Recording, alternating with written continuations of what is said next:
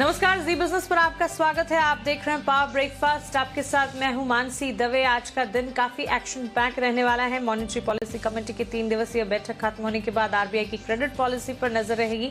साथ ही सारा का सारा एक्शन आपको एक एक कर यहां बता देते हैं। पहले विदेशी बाजार के संकेत ही देख लीजिए। एसडेक्स निफ्टी अगर आप देखेंगे 60 अंकों की मजबूती के साथ फिलहाल 14,800 के पास ट्रेड करते हुए। आप साथ ही जापान के निक्कई में भी बढ़त के साथ ही ट्रेड देखेंगे। करीब 100 अंकों की तेजी यहां पर भी देखने को मिल रही है और डाउ फ्यूचर्स में भी 50 अंकों की बढ़त के साथ ही ट्रेड देखने को मिल रहा है। बीती रात अमेरिकी बाजार की अगर बात करें, पूरे दिन एक सीमित दायरे में कामकाज देखने को मिला। अच्छे रिकॉर्ड भी देखने को मिले, लेकिन उसके बाद एक रेंज में कामकाज करते हुए अमेरिकी बाजार ने क्लोजिंग दिखाई। करीब 100 अंकों की गिरावट के साथ डाउ, वहीं एसएनपी में सपाट क्लोजिंग हमने देखी। विदेशी बाजार के संकेतों में क्या कुछ अहम है, किन चीजों पर हमें फोकस करना है, क्विकली दीपांशु भंडारी से जानते हैं। दीपांशु, गुड मॉर्निंग, बताएं। Good morning Mansi. ठीक ठाक संकेत आ रहे हैं जहां तक ग्लोबल बाजारों का सवाल है। एसजेएक्स निफ्टी भी ठीक गेंस दिखा रहा है। डाउ फ्यूचर्स पॉजिटिव है। हांगकांग का बाजार आज 4 दिन की छुट्टी के बाद ट्रेड कर रहा है, तो वहां पर थोड़ा आपको एडजस्टमेंट ऊपर नीचे का होते हुए दिखेगा। कल शाम अमेरिकी बाजारों में एकदम सीमित दायरे में कारोबार हुआ। जैसे आप कह रही थी, डाउ 200 पॉइंट्स से कम की रेंज में ही पूरे दिन ट्रेड किया और मामूली सी गिरावट के साथ बंद हुआ। वहीं नैस्डैक सपाट था। एसएनपी 500 लगातार चौथे दिन नया रिकॉर्ड बनाया, पर उसके बाद हल्की गिरावट, सिर्फ 4 पॉइंट्स फिसलकर एसएनपी 500 बंद हुआ है। दिग्गज टेक शेयरों में हल्का सा दबाव था। बैंक्स में भी थोड़ी गिरावट आई थी, जिसकी वजह से बाजार हल्के से फिसले हैं। 10 साल की बॉन्ड यील्ड यहां पर हमने काफी तेज गिरावट देखी है। 1.7172 के लेवल से फिसलकर 1.65% तक उनकी 10 साल की बॉन्ड यील्ड आई है। निवेशकों की आज फेड पॉलिसी के मिनट्स पर नजर रहेगी। साथ ही आईएमएफ ने जो ग्लोबल ग्रोथ अनुमान बढ़ाया है, वहां पर आपको नजर रखनी चाहिए। 2021 के लिए ग्लोबल ग्रोथ अनुमान आईएमएफ ने 5.5% से बढ़ाकर 6% करा है। भारत में भी इसका अनुमान बढ़ाया गया है, तो वहां का रिएक्शन आने वाले कुछ समय में बाजार आपको दिखा सकते हैं।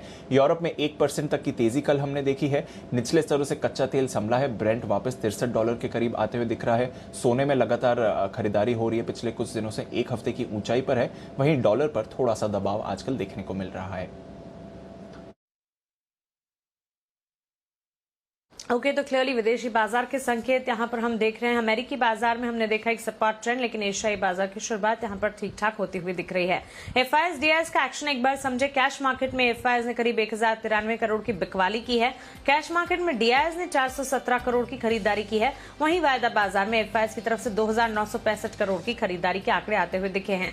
तो यहां पर वायदा बाजार में एफआईएस की खरीदारी है, डीआईएस कैश मार्केट में खरीदारी कर रहे हैं, लेकिन एफआईएस कैश मार्केट में बिकवाली कर रहे हैं। चलिए अब इन तमाम संकेतों को समझते हुए भारतीय बाजार के लिए आज पहली रणनीति क्या होनी चाहिए जान लेते हैं। और हमारे साथ जुड़ रहे हैं जी बिजनेस के मैनेजिंग एडिटर अनिल सिंघवी।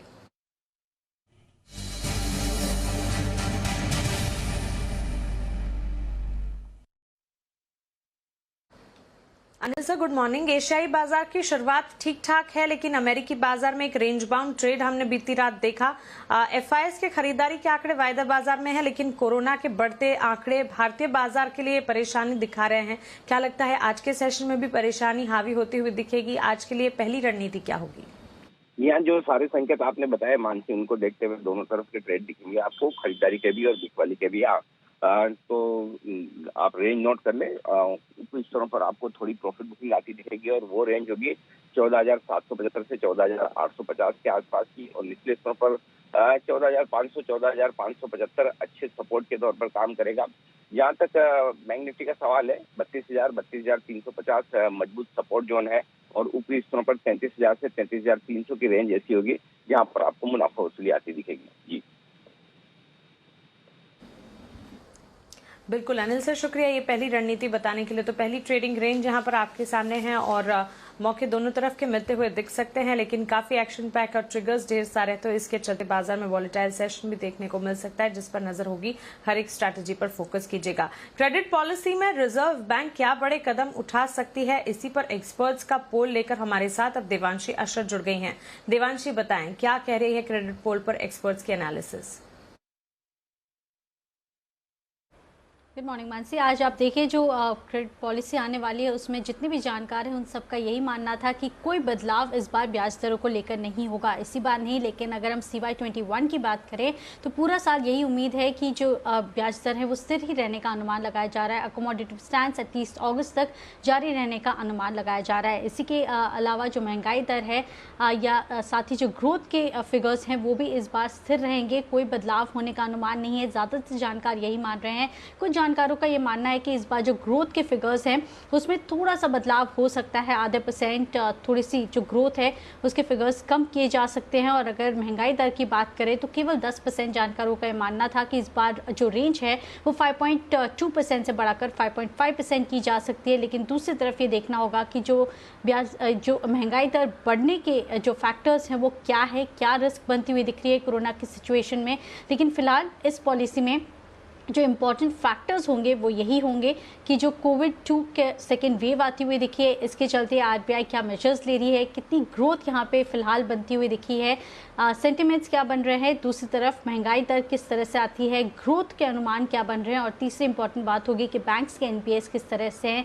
सबसे ज़्यादा अहम होगा ये देखना कि जो लिक्विडिटी मैनेजमेंट है उसको किस तरह से बरकरार रखती है। क्या बयान आते हैं OMO के ज़रिए ही जो लिक्विडिटी मैनेजमेंट है वो जारी रहने का अनुमान लगाया जा रहा है जानकारों की तरफ से। लेकिन अगर कुल मिला के देखें तो कोई जो ब्याज दरें हैं, कोई भी जो ग्रोथ रेट्स है उसमें बदलाव होने का अनुमान इस पॉलिसी से नहीं लगाया जा रहा है। केवल बयान पर इम्पैक्ट होगा और साथ ही जो कोविड से रिलेटेड स्टेटमेंट्स होंगे इस पर बाजार ज़्यादा फोकस करती हुई दिखेगी। बिल्कुल देवांशी, शुक्रिया ये जानकारी के लिए। तो बयान और कोविड रिलेटेड जो कमेंट्री आती हुई दिखेगी इस पर जरूर नजर रहेगी। लेकिन साथ ही अब एक खबर आपको बताते हैं, मझगांव डॉक और शिपिंग कॉर्पोरेशन ऑफ इंडिया समेत भारतीय शिपिंग कंपनियों के लिए एक बड़ी खबर है। क्या खबर है ये, ज्यादा डिटेल के साथ हमारे संवाददाता टानिया हमारे साथ जुड़े हैं। जी चेतन, बताएं क्या खबर है।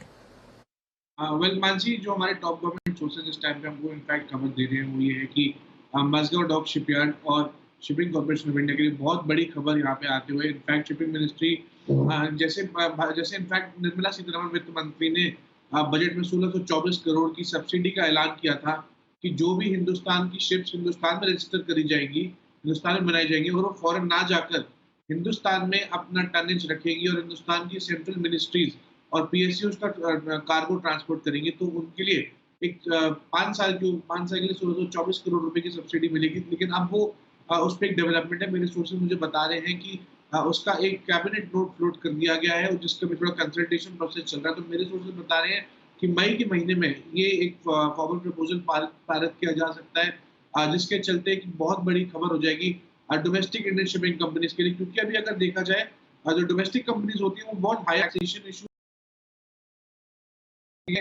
ओवर शिप्स, फॉरेन शिप से काम करवाना थोड़ा आसान रहता है वीज़ा-वी डोमेस्टिक शिप से काम करवाना, इनफैक्ट टनेज करवाना। शिपिंग मिनिस्ट्री ने एक इनफैक्ट फॉर्मूला भी तैयार किया है जिसके चलते सब्सिडी का इवन डिस्ट्रीब्यूशन रहेगा शिपिंग कंपनीज के लिए, और जो भी shipping companies central public sector enterprises, PSUs and central ministries के प्रोजेक्ट्स के लिए बिड करेंगी, उनको प्रायोरिटी दी जाएगी। And right of first rule तो ऑफ कोर्स अभी तक प्रेवलेंट है मार्केट में। तो उसके लिए काफी बड़ी खबर सेंट्रल गवर्नमेंट कंपनीज के लिए, इनफैक्ट सेंट्रल कंपनीज एजेंसीज जैसे अपनी Mazagon dock shipyard, shipping corporation of India जो इनमें काफी ज्यादा एक्टिव है। तो डेफिनेटली काफी अच्छी खबर आने वाले समय में मई के महीने में एक्सपेक्ट कर सकते हैं इसमें आएगी। बिल्कुल चेतन, शुक्रिया ये खबर हम तक पहुंचाने के लिए। चलिए अब खबरों वाले शेयर्स कौन से हैं दीपांशु से जान लेते हैं। दीपांशु बताएं। बड़ा दिन होने वाला है, काफी सारे ट्रिगर्स हैं। बारबेक्यू नेशन की लिस्टिंग होगी, इशू प्राइस 500 रुपए पर शेयर है, टोटल इशू लगभग 6 गुना सब्सक्राइब हुआ था।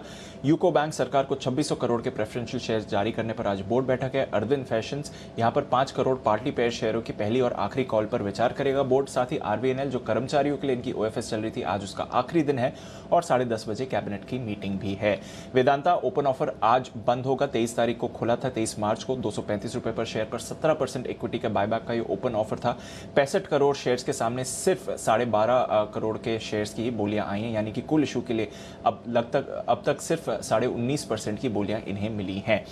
मैक्रोटेक डेवलपर्स का आईपीओ आज से 9 अप्रैल तक खुला रहेगा। प्राइस बैंड 483 से 486 पर शेयर्स है। लगभग 2500 करोड़ रुपए जुटाए जाएंगे इस आईपीओ के जरिए, जो कर्ज कम करने में, जमीन के अधिग्रहण और कॉर्पोरेट कामकाज के लिए इस्तेमाल होंगे। 740 करोड़ रुपए इन्होंने 14 एंकर निवेशकों से जुटाए हैं। भारतीय एयरटेल बड़ी खबर आती हुई दिख रही है। जियो के साथ कंपनी ने स्पेक्ट्रम ट्रेडिंग अग्रीमेंट का ऐलान किया है। आंध्रा, दिल्ली और मुंबई में एयरटेल के स्पेक्ट्रम का इस्तेमाल अब जियो करेगी, जो इनका 800 मेगाहर्ट्ज का स्पेक्ट्रम है। लगभग 1500 करोड़ में ये डील की गई है। टाटा स्टील और उनके बाकी सब्सिडरीज के अपडेट्स आए हैं। Q4 में शानदार प्रदर्शन रहा। अगर आप टाटा स्टील की बात करें तो क्रूड स्टील उत्पादन 3% बढ़ा है चौथी तिमाही में। FY21 में सबसे ज्यादा एनुअल डिलीवरी वॉल्यूम हमने देखा है, लगभग 17.5 मिलियन टन का। इंडिया डिलीवरी वॉल्यूम, एक्सपोर्ट्स दोनों में ही अच्छी बढ़त रही है। हालांकि पिछले साल टोटल उत्पादन में 7% की कटौती थी। टाटा स्टील लॉन्ग प्रोडक्ट्स अब तक की सबसे मजबूत तिमाही रही और FY21 में 11% प्रोडक्शन इनका बढ़ा है। टाटा स्टील BSL की अगर बात करें तो FY21 में सबसे ज्यादा एनुअल सेल्स वॉल्यूम कंपनी ने दिखाया है, लगभग 4% सालाना तौर पर ग्रोथ वहां पर है। Axis bank max financial services पर नजर रखिए। फाइनली जो 13% का अधिग्रहण होना था एक्सिस बैंक का मैक्स लाइफ में, वो हो चुका है। अब एक्सिस बैंक को को प्रमोटर का दर्जा दिया जाएगा इसमें। साथ ही अगर आप देखें तो आगे जाकर 7% अतिरिक्त हिस्सा खरीदने का भी अधिकार होगा और 3 बोर्ड सीट्स भी एक्सिस बैंक को मिलेंगी। आइनॉक्स लीजर, कल इनकी बोर्ड बैठक हुई थी। 300 करोड़ रुपए पूंजी जुटाने की मंजूरी दे दी है बोर्ड ने कंपनी को। ओके दीपांशु, शुक्रिया ये खबरों वाले शेयर्स बताने के लिए। तो एक्शन पैक दिन है, ढेर सारे ट्रिगर्स हैं और खबरें भी भरपूर हैं। कुछ इंपॉर्टेंट ट्रेडिंग कॉल्स अब जानिए। आनंद राठी सिक्योरिटी से शुरुआत करेंगे। बायकॉन पर खरीदारी की कॉल ये दे रहे हैं। 430 के टारगेट्स को ध्यान में रखें। 402 का स्टॉप लॉस लगाना होगा। चॉइस ब्रोकिंग की राय टाटा केमिकल्स पर है, खरीदारी की राय दे रहे हैं। 840 के लक्ष्य को मानकर चल सकते हैं। 780 का स्टॉप लॉस लगाइएगा। वहीं सेंट्रम ब्रोकिंग रैमको सीमेंट और डिविज लैब दोनों पर ही खरीदारी की कॉल्स दे रहे हैं। रैमको सीमेंट 1081 के टारगेट्स को ध्यान में रखे, 1021 का स्टॉप लॉस। वहीं डिविज लैब 3780 के टारगेट्स को ध्यान में रखते हुए 3640 के स्टॉप लॉस के साथ यहां पर भी खरीदारी की राय आती हुई दिख रही है। तो 4 कॉल्स, चारों की 4 खरीदारी की। चलिए अब हमारे साथ हमारी टेक्निकल एनालिस्ट सिमी भौमिक जुड़ गई हैं। सिमी, गुड मॉर्निंग, स्वागत है आपका जी बिजनेस पर। सबसे पहले भारतीय बाजार पर आज के लिए आपका आउटलुक क्या है? इंडेक्स पर आपका नजरिया हम जानना चाहेंगे। Very good morning Mansi. मुझे लगता है कि मार्केट एक रेंज में ही है, जिसमें ऊपर में सेलिंग आ रहा है, नीचे बाइंग भी देखने को मिल रहा है। ओवरऑल स्ट्रैटेजी मेरा यही होगा कि लोअर लेवल्स पर खरीद कर चलने का सलाह है मेरा। 14,600 निफ्टी के लिए क्रूशियल सपोर्ट है। जब तक होल्ड कर रहा है तब तक मुझे लगता है कि खरीद कर जाना ही चाहिए। स्टॉप लॉस 14,550 के नीचे मेंटेन करना पड़ेगा। टारगेट होगा 14,790 से 14,850। ये मैंने जो टारगेट रखा है 1 से 2 ट्रेडिंग सेशन का नजरिया से मैंने रखा है। और मुझे लगता है कि 14,800 850 के आसपास निफ्टी का मेजर रेजिस्टेंस है। जब तक निफ्टी उस रेंज को क्रॉस नहीं कर रहा है, गेंस पूरा सरेंडर भी कर सकता है, इसलिए ऊपर में भी सेल किया जा सकता है रेजिस्टेंस के आसपास। रहा सवाल बैंक निफ्टी के, तो मुझे लगता है कि बैंक निफ्टी में जो सपोर्ट मैं देख रही हूँ वो 32,400 से 32,300 के बीच में आ रहा है लास्ट 2 ट्रेडिंग सेशन से। तो जब तक उस रेंज को होल्ड करेगा, 32,300 का जब तक 300-400 का रेंज जब तक होल्ड करेगा, खरीद कर जाने का सलाह है।